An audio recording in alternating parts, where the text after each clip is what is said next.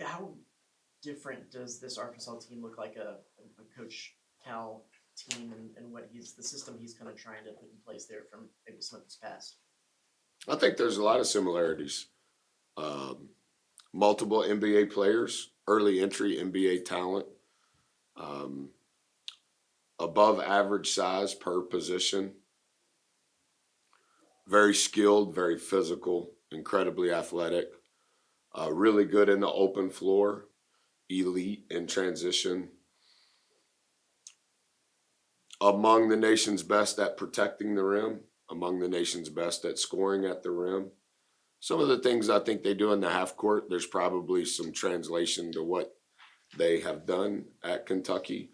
But in regards to just generally the context of how they play and who they're playing with, very similar.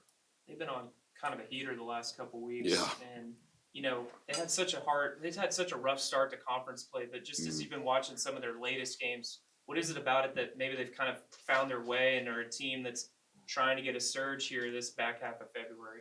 Well, their only loss in February has been to Alabama by 2 possessions. Huge win at Kentucky, huge win at Texas. Largest point differential at home versus LSU. I would say maybe I haven't I've watched really the last 6 games more than I watched the first 5. I think they're playing a little faster. I think number 1 is playing incredibly well. 44 is unlike any other prospect in the league. I think 3 may be the pound for pound most fierce athlete in the conference, and that says a lot. I think we're among the nation's best. But similar to what I said to Travis, in the open court, they're elite. Protecting the rim, I think they're 8th at protecting the rim defensively, and then they're scoring at 72% in the charge circle. So how can you keep them away from transition, keep them away from the rim, because they're really good, and that's why they get fouled at the rate that they do. Yeah, they've highlighted number 44 in his last 2 games. Just with a guy of that size that can also shoot, just where do you even begin to kind of game plan against a guy like that? Yeah, I don't know if we have the right plan, but I do understand the question. And if you look at every team's kind of had a different thought process, I think. How are you going to guard 1? What is your plan against 3? And it's not like 21's 21's an NBA player in 6 months. And so 44 is just kind of the outlier, whatever he is, 7'2". He shoots 45% from 3. That's an NBA player too. So we've kind of paid attention to how other teams have guarded them and tried to maybe combine some of that relative to what our principles are. But if you look at, particularly in the month of February, what 44 has been able to do is superlative. Plus, when you look at what y'all been able to do in this 4-game winning streak, you look back on it, what as a coach are you particularly pleased with? And you feel like you're doing Yeah. I'm glad that the last 2 games that we've been fully healthy. I do think our team is reliant to some degree on everybody. The games that we haven't been fully healthy, I'm not saying that everyone can see it, but our organization can feel that we're missing something. So I hope that we're able to stay healthy. I think the one thing, like through 11 games, I think the point differential is less than 4. And so I've said it multiple times. Yes, I'm thankful, but I still think it's worthy of the praise. They're receptive to trying to figure out how to get better. And just the talent, that's a portion. Just the coaching, that's a portion. But when you're playing night in and night out in that sort of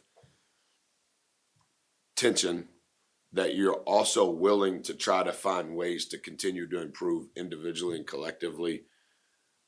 I hope that that continues to matter over the next 7 games and even truthfully past that, because I would not have thought that we would have played 11 1 or 2 possession games, which is over half of our games, and that you're still willing to receive what we hope may work.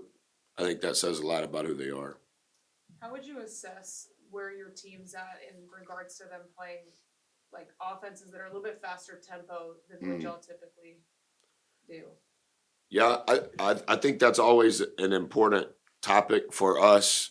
Our offense needs to help our defense. I know maybe that's kind of a paradox, but some of the things that we do offensively is somewhat generated to help us start a good possession defensively. And pick a team at Missouri tomorrow morning. There's multiple teams. Alabama is one of those teams. Kentucky, I think their team's changed a little bit with their injuries, but when we played them, we're playing without 4, but they're playing with their entire group. And so they play fast and it's at home. So I think we have to be strategic in what we do offensively so that it feeds what we want to try to accomplish defensively, as opposed to maybe being unpredictable offensively, and it leads to we're not in predictable situations defensively, and that only feeds a team that prefers to play in the open court. The game notes have a suggestion that Andy's nickname could be changed from Dominican Rodman to Dominican Stockton. I think that's Yeah, I was saying post game, can we combine Rodman and Magic, M-A and M-A-N, just Mayman, and get Texags to sponsor through the collective. Like, let's create. I know there's rules because he's international, but maybe we can sell him on the side of the road for $5.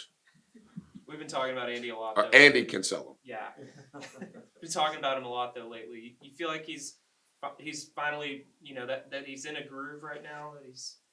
Well, I thought he played out of his mind Tuesday. I was probably a little bit, just transparently, I was probably a little bit too much of a fan on Tuesday. I thought some of the things he was doing, I was like,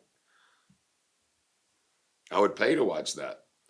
I thought he made some really important, impactful winning plays at Missouri too. Statistically, I think if you look at all 10 of our players, every player is doing less than they've ever done over the last 2 years, other than Mo, as far as minutes and shots and things like that. So I think it's a credit to their willingness to understand it's maybe what is best for us is all of us, not one of us.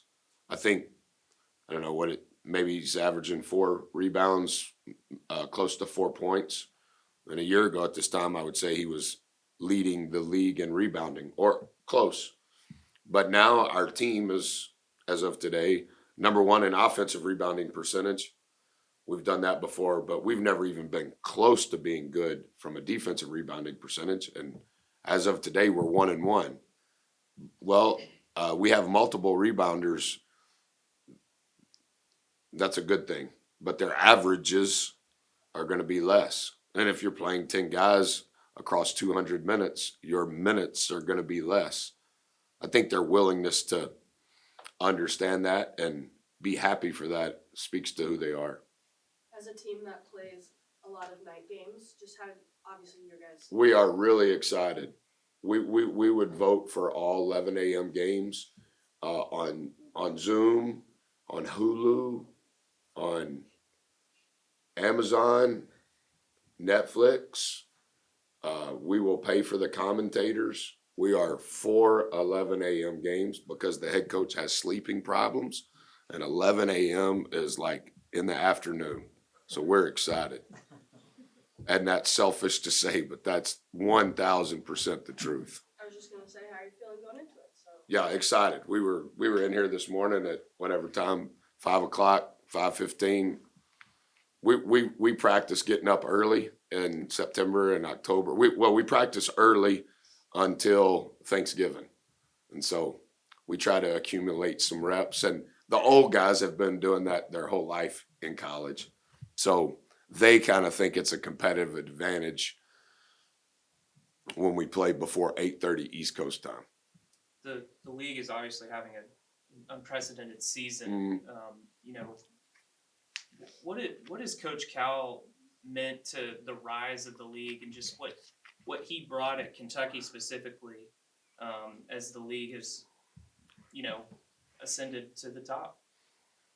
I think a lot of things about Coach Cal, and I don't want to belabor the point, but you know, I study a lot of different things relative to the opponent, and I spend maybe 30 or 40 minutes over the course of my career. I've developed these barometers that I like to check relative to the head coach and their staff. And if you've been in our office before, our hallways are lined with rosters and their staff. And so I'm constantly twirling that in my brain. A few things that are mesmerizing in re-studying Coach. He's been in the Hall of Fame for 10 years, and he's still coaching.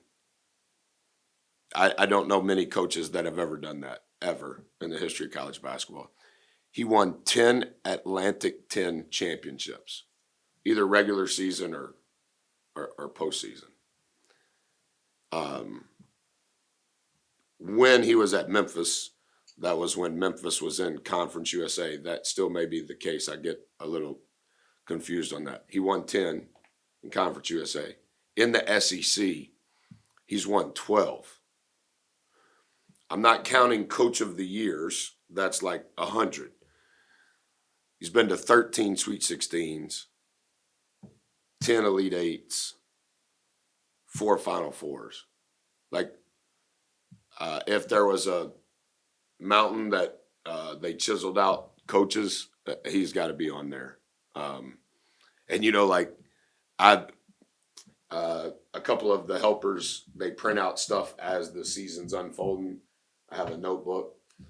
So all of the Kentucky notebook is now in the Arkansas notebook. And I was going through some of that stuff on Wednesday. Like some of the things that were written about Coach Cal prior to the Kentucky game, like you talk about poke the bear. Like, yeah, I wouldn't do that. I have the utmost respect for who he is. As you look down, And I think he has a lot to do with the rise in the SEC. And in I guess I've been to 6. Yeah, I've been to 6 SEC meetings. And in the most unselfish way, he has, considering he was at Kentucky for 5 years and they function in a different plane, he has always been about what is best for the SEC. And I respect that. so you kind of enter a little bit of a stretch run here of the regular season. Can you quantify the value of having Wade on a team to get through this stretch of the season? No. Other than we need him and all of those guys to be their absolute best. There's a lot coming our way. I do think another thing to Olin's question, I understand if you're not in it per se, but 4 games in a row or what's upcoming or where we're at or what the net is, like I think you have to be ultra careful as best you can. It requires a lot of diligence and maturity. What do I need to do today? And I think 4 has been, that's what he has done the best this year among all of the other things is what's required of us to be accountable for today. Because you see it. You get to going good, and then all of a sudden you hit a snag, I mean, that was one of his questions. Hey, what about Arkansas? Well, they're really good. They're among the hottest teams in this league. And that's very difficult to do. Well, how do you do it?